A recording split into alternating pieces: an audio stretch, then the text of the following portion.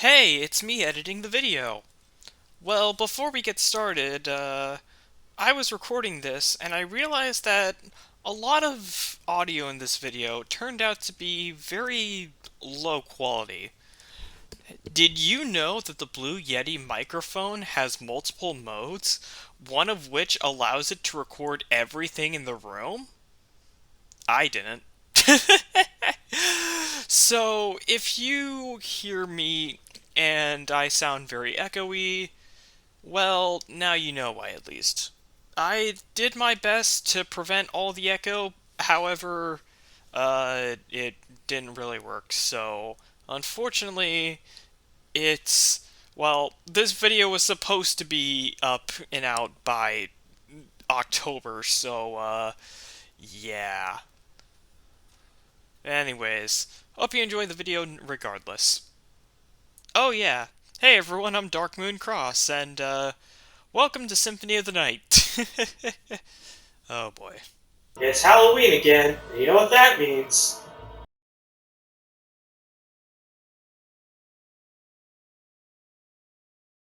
The year is 1792. Richter Belmont has just killed Dracula. The end. Well, the end of Rondo of Blood. Richter's hand. The castle comes back, seemingly back to normal. But wait a minute. Richter's gone, and the Belmont's supposed to take care of Dracula. What the hell do we do now? Well, that's what Maria sets out for. She decides to go on a quest to find Richter herself. But all of these events awaken Alucard, the son of Dracula, who's been sleeping for over 300 years. Alucard enters the castle with no resistance. Alucard absolutely massacres everything in his way, until a few routes in where he meets up with Death. Death tells him not to fight in the castle, but Alucard says screw you. Death responds by saying we'll meet again, and then taking all of Alucard's equipment. Thanks, dick. Of course, but Who looks a lot older to boot. After enough encounters, she explains that she's looking for Richter, but isn't sure where to begin her search. But after enough searching, we do eventually meet up with Richter, but he is looking a lot more evil today. Just what the hell's going on? We eventually do meet up with Richter, who explains to us that, well, Dracula's dead now, and he doesn't really have any purpose. So to keep his purpose going, he plans to resurrect Dracula and keep the battle going forever. Alucard kills Richter after a very hard fight, and Richter responds with, well, I guess I'm not needed anymore, and dies.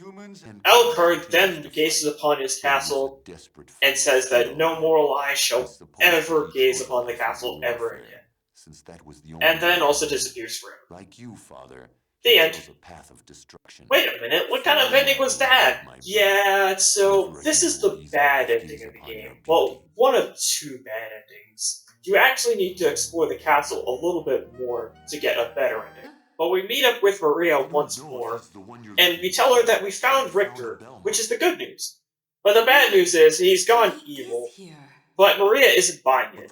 She plans to look out for Richter. More exploration will cause Alucard to fall asleep. And here we learn his true backstory. Many years ago, back in Castlevania 3, Dracula married a woman named Lisa, who wanted to be a doctor. They both got married and had a son named Alucard. And things were going pretty well, until eventually Lisa was discovered and was burned at the stake under suspicion of being a witch. Dracula obviously didn't take this very well, but Alucard wanted to preserve his mother's wish. I ask you, Castlevania fans, does this at all seem familiar? But when Alucard reenacts this, it seems like, well, things aren't exactly adding up how it happened. And it turns out it was a succubus the whole time, who we promptly beat up. Deserved. We meet up with Maria, and she tells us, yeah, Richter's gone evil. If you're playing the Saturn or PSP version, you'll have to do a boss fight against Maria. And god damn is she out for blood. But you don't have to worry about fighting her in the PSX version. Regardless of whether or not you fought her, she eventually gives you the holy glasses, allowing you to truly see what's going on with Richter. This time, we go up to where Richter is, and kill him, because I didn't feel like wearing the holy glasses. It turns out that Richter was evil the entire time, and Maria's trying to see what happened that caused Richter to go insane. Do you suppose And that scene. this too was fate? Well, that was the second bad ending. Why don't we get the good ending this time? Let's wear the holy glasses this time, and well, what do we have here? After breaking this orb, it turns out that Richter was possessed by the Dark Priest Shaft. Shaft then responds in kind by summoning a second castle? How? Alucard tells Maria and Richter to get out of here, who both do so, as Alucard takes to this inverted mess of a castle. Here, we eventually meet up with Death again, and give him what for pursuing her shit. But after doing the necessary requirements and getting to the center of the castle, we eventually meet up with Shaft, and question why he even bothered with this plan to begin with. Shaft played it kinda smart in this game. Rather than simply getting rid of vampire hunters by strictly killing them, he wanted to recruit a vampire hunter to kill other vampire hunters. And since the Belmont clan is the strongest vampire hunter in the Castlevania series, well, I think you can see where this is going. So why not make him the lord of the castle and just possess him? His plan was going well, but it was foiled because of Alucard and Maria's help.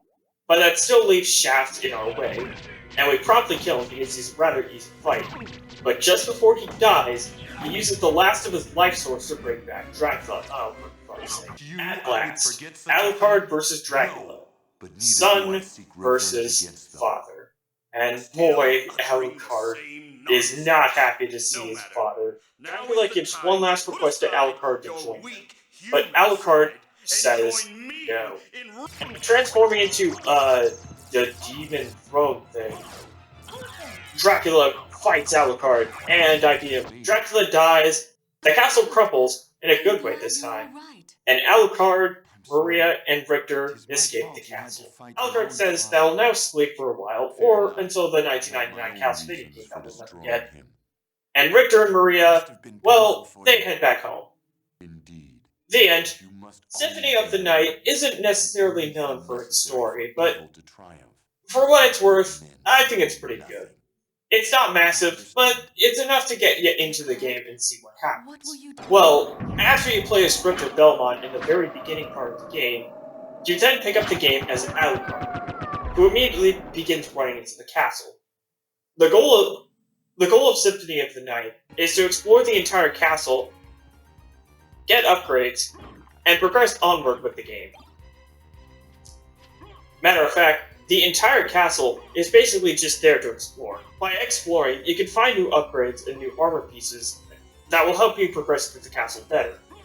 The game itself will reward you for exploring, but it won't exactly tell you where you need to go.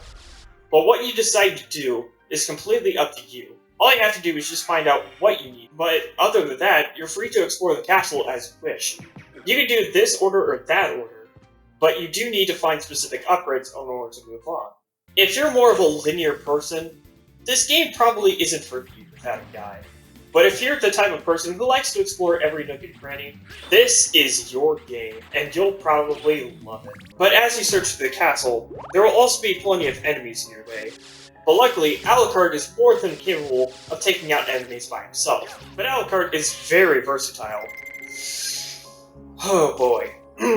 Alucard can equip and use a variety of different swords. Each one has different properties, and they all do different things. Sometimes, however, by inputting a certain combination, swords and weapons will have secret moves. Alucard can equip and use a variety of shields as well. All they really do is just block enemy projectiles, and spam with a backdash, they just let you move fast on the ground.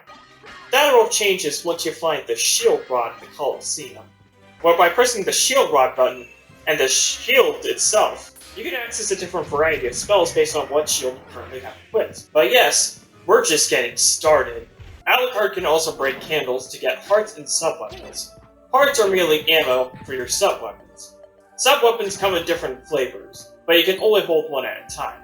Some are pretty basic like the knife and the axe. The holy water you can throw downwards. Each one costs specific hearts to use, but each one, combined with your weapons, can provide some extra damage cover for different situations.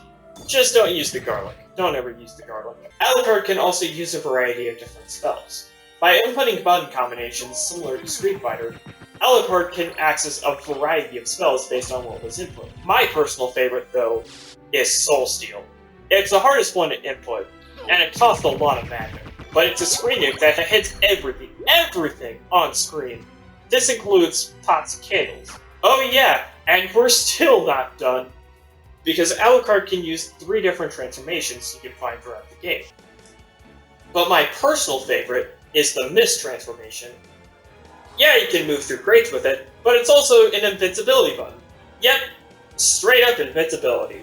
Find the power of Mist, and you can be in Mist forever, as long as you have the MP to spare. And yes, we're still not done, because Alucard can also summon a variety of familiars. Even though Alucard is, alone in his adventure, he technically isn't because he can summon familiars. Each one has different properties and attacks enemies, except for the fairy, which acts as a healer. Alucard can also use a variety of different one-use items. A lot of them are pretty simple. In fact, a lot of them throughout the game basically just heal your health. But some of them are screen nukes and one-use throwing items, which are very powerful if used correctly. And finally, yes I know, we have an RPG system on our hands, though it's not the entirety of the system itself. This is a more skill-based game, but as Alucard levels up, he slowly gets stronger and can deal extra damage. It's not much, but it adds up over time. Remember that this is a skill-based game, so your stats shouldn't carry you. It's entirely based on your skill. Even if you don't use the entirety of Alucard's moveset, you should still have a comfortable time with this game. Because, honestly, this game's balance is held up with shoestrings and glue. It's designed that way, honestly. There's a lot of broken shit you can find, and once you get going, enemies don't really put up much of a challenge either. Once you've done everything you need to progress and get the good ending, you can finally progress to the Inverted Castle, which is just the first castle, only... Wait a sec. Hold on. Upside down. Huh. What do you know? Unlike your previous castle goal, which was to save Richter, the goal of the Inverted Castle is to find and defeat 5 specific bosses and collect that specific relic of dragon. There's 5 in total, and you need to explore the castle until you find each one. Once you find all 5, you can immediately head to where you need to go. The problem with the Inverted Castle is that you're not going to know where to go on your first playthrough. If you thought the game was very open-ended before, the Inverse Castle is incredibly open-ended, since by this point, all of Alucard's movement upgrades. So you can go basically anywhere you want, in what order you want. And this is something that's even better in the Inverse Castle. But I don't like the Inverse Castle as much as the first castle, and there's a lot of reasons for it. First off, it's literally just the first castle, only this time everything's upside down, and everything does look different, but it's only just a different color of paint. So, what you experienced before, you'll probably experience again. To be fair, a lot of secret doors and rooms are kept intact, but it still only highlights the problems that you're just going through the first castle again. You constantly need to use your upgrades and transformations to even progress. This isn't a bad thing, but there's plenty of jumps where a double jump just barely doesn't make it, and you have to use something like the gravity boost or the bat transformation, or even something like the mist to even progress forward. Combine this with the annoying enemies, and you'll suddenly realize that mist is a viable strategy. There are also plenty of traps that weren't in the original castle that are a huge pain. Case in point, the Inverse Marble Gallery. God, I hate this place. It's filled to the brim with these spike traps that lunge forward and just deal so much damage. Not insane amounts of damage, but it quickly, and I mean quickly, adds up. And first-time players won't even know about these until, you actually take damage. Ugh, I hate these. You can spot these if you have a good enough eye, but it's still not something fun. The Inverted Castle is still fun to travel through, don't get me wrong, but sometimes it can feel more of a chore, rather than fun. There is so much to love about Symphony of the Night. I think despite its flaws, it is a very, very solid game that you can't just experience in one playthrough. There is way too much to discover about the game. So many secrets, so many rooms, so many weapons. There's just not enough ways to enjoy Symphony. But what version should you play? The PSX, Saturn, and PSP version. I recommend going for the PSX version if it's your first time playing. And it's basically the vanilla game. The Saturn adds a few quality of life features, like for instance the Wing Smash. It also comes with an extra button you can press to activate items in case you don't feel like repeatedly opening your menu. But it is a pretty rough around the edges. For instance, graphical effects in the Saturn version don't look as polished as the PSX version. It also comes with a lot more load times and loading screens, which didn't happen in the PSX original. The PSP version comes with Dracula X Chronicles, and you have to manually unlock it yourself. The PSP version isn't too radically different from the PSX version, just with an extra character and some redubs. Other than that, it's basically the same as the PSX version. Like I said, this is a fantastic game, and one I think everyone should play at least once, or give it a try. There's just a lot to love about this game, and I hope you can enjoy this game as much as I do. That being said, that's all for today. I will see y'all later. Peace.